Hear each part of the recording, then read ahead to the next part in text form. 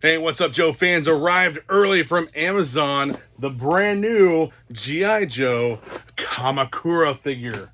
Now, Kamakura is an interesting character to me. He first was debuted as a figure back during the Valor vs. Venom line, and he is an IDW character. I'm really hoping that they do more IDW characters. I think he's an IDW character. I didn't really read all the comic books. I know that he was in the IDW series. He may have been in Marvel as well, but for sure in IDW. Check it out. The box actually looks good. This is the first box of this size with the windowless packaging.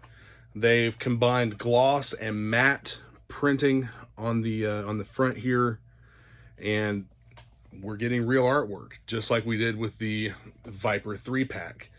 You have the little things on the side that nobody seems to really pay any attention to. On the back, it shows you a digital render of the figure, and I'll give you a close-up view of this as well. Digital render of the figure with all of the accessories, and a digital render of the figure geared up. I wish that they would start putting some, like, if we're going to get windowless packaging, at least go ahead and print some kind of a file card on here. A file card would be great. You can get this information off the G.I. Joe website, and it has a key to what all of these emblems represent. But come on, I mean, they could at least give us a file card. A file card would be awesome. So the artwork looks really good. Wraps around the side of the box. I've already seen where a buddy of mine has cut this out and attached it to a regular G.I. Joe classified box and made his own custom box with a window for Kamakura. I have something else in mind. You've seen what I've done with them before and what I'll continue to do with these figures. I may actually use this artwork for one of my, to go in one of my clamshell cases. I was wrong. Kamakura first appeared in Devil's Due Publishing. That was the company that had the G.I. Joe comic book line at the time. Sean Collins, he is the son of the Fred Project Crimson Guardsman, Fred Broca, and he also became Snake Eye's apprentice, and I haven't read the books, but I think at one point he actually became Snake Eyes. And Kamakura was a figure that I really liked a lot in the 2003 Valor vs. Venom line. It was a neat figure. Let's go ahead and get this box popped open here. Like I said, I don't want to destroy it because I'm probably going to use some of this for one of the clamshell cases. So we have the Foot Locker type gear pack here. This figure was $32 on Amazon. It's an Amazon exclusive, and it's supposed to be like a deluxe style figure. I don't really see where the deluxe aspect of it is coming into play. Maybe it's the fact that it comes with two heads. I kind of want to display two of these figures, one with each head. I did a video a while back on the prototype heads that I got for this figure, the prototype heads and hands. And so far, our figure looks good. I actually don't mind the way that they're doing this. They're tying them in with these paper ties here. Get a good first-person perspective look up close of this figure. Paint and everything looks good. The head is not extremely tight, which I'm perfectly fine with that. The first classified G.I. Joe figures, these butterfly joints in the shoulders were very tight. They've kind of taken care of that, it seems. Most of the joints move pretty freely. You have that double jointed elbow that I like, especially on the newer female bucks that they're using. And the arm guard is molded onto the forearm, and you also have the hand with its full articulation here in the wrist. Same thing over here. You have the Arashikage symbol, the I think it's Fire Over Water I Ching. Bicep articulation. You have the ab crunch. This belt that will okay, so that actually is supposed to look like a part of his smock, I guess, and something will attach here. He has the backpack hole. Not really a whole lot to the figure itself necessarily. You have the new, I think these are new molded lower legs, but possibly, I know it reused some pieces from the Storm Shadow figure, the Arctic Storm Shadow that was also an Amazon exclusive, but this figure looks really good. Everything feels great with it. No issues. It has the drop down hips. All right, let's take a look at, yeah, I know my table's a little bit of a mess here. I'm always working on a bunch of stuff. This cut open. Perhaps I should have done that differently. I don't care. Let's just tear it apart. It's just paper. Accessories and the cardboard pieces. This figure does come with a lot of accessories. You have the bladed staff. I don't know the actual name for this or these. You have 2 swords. The swords do have paint apps on them. Actually, yeah, the other bladed weapons do as well. And then you have the Uzi, which is characteristic of Snake Eyes. And let's see what all we have here in this paper package. There should be a knife and a couple of heads. Oh, there's a little bit of stuff in there. All right, so we get a pistol that, oddly enough, this one does not have the socket for a blast effect. This looks like a Beretta style pistol. You have a knife.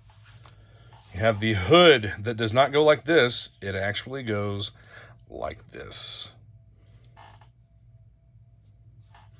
What is that inside there? Is that, I thought that was a Cobra emblem inside there, but it's not. And then you have the unmasked head. They did a great job with the head sculpt on this figure. It looks really good. Backpack piece appears to be reused from the Red Ninjas, maybe? No? I'll have to dig into that. You also have the hood down accessory to go with either head for the figure. Again, reusing parts from Storm Shadow. And then you also have the sash that's what goes here. The sash plugs on right here. Yeah. Maybe. Like that. Yeah, there we go. There, that popped all the way on there. So one of the things that I'm going to point out here first off is that you have all of these accessories, but unlike most of the G.I. Joe classified figures, all of the accessories do not appear to be able to be stored on the figure. Would have been a little better if they would have included the actual backpack from the Red and Blue Ninjas so that you could store more items on the figure. So this just plugs in here like so, and I believe it is shaped already for these to go into. You could actually put these in. We'll try the swords as well.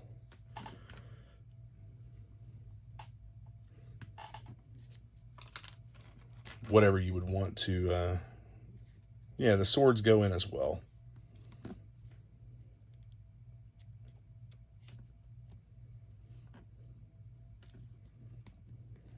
Not the best fit, but not the worst. And then you have the staff.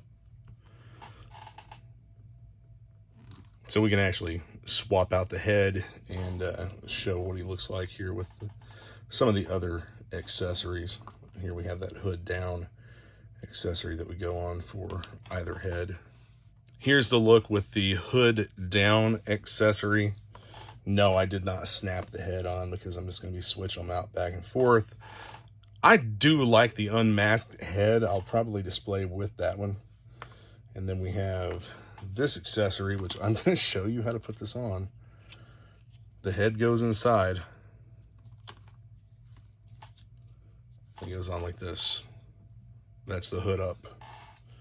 And you can also use the hood up with the, if I can get it out of there.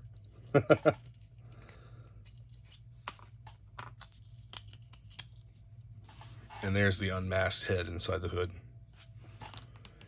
And you would just pop this on like that. The cool thing about this figure is that with the head, the masked head, I guess you could probably use this as somewhat of a troop builder type figure as well. Here I've attached the unmasked head. This is how he's going to be displayed. And I'll figure out something with the swords. I may end up using something from the Blue Ninjas. See if I can get a cast or a copy of one of those backpack pieces that holds all the accessories. This video segment's kind of shoehorned in. I just wanted to show a couple of display options for the figure. I'm using the clamshell case to display the loose figure, but for the in-box collectors, there's also, aside from just hanging it on a wall or setting it on a shelf, the box will actually fit, even with the tab, the hang tab or flap at the top of the box will fit in a Marvel Legends case. And I'm using a Marvel Legends case from MOC Masters. Check that out. So if you want to display and protect the boxed figure and not open it, there are in-box collectors. This is an option for you. These are made in America. They're UV protective, etc. Available on the MOC Masters website. Marvel Legends boxes are a little bit bigger, but this does fit well. There is accommodation for the flap at the top. Not a whole lot of it sticks in there, but I don't think that it looks bad in this display case. I gotta say, Kamakura is probably one of, if not my top favorite G.I. Joe figure from the line so far. The early 2000s, whenever I started collecting the Valor vs. Venom and Spy Troops sets, it was a figure from those series and from the Valor vs. Venom series. And I liked the figure. I liked the story behind him and thought it was a really neat concept. There were a lot of other really cool concepts in that line as well. And hopefully they will turn some of those characters into G.I. Joe classified figures as well. But he comes with a ton of accessories, even though some of them seem as though they're kind of just thrown together. I like the options with the hoods and the heads because that does make the option for a troop builder type figure on the Joe team, even though it's a ninja. Some guys don't like the ninjas, but it's an option that's there. You have the two heads and the two hoods, so there's plenty of stuff you can do. The accessories that's what makes it a deluxe price tier figure, is all the accessories it comes with. I think that they probably could have put a little better thought into what they were including with the figure and added some options to the figure to be able to store those accessories or display them on the figure like they have with all of the other G.I. Joe classified figures.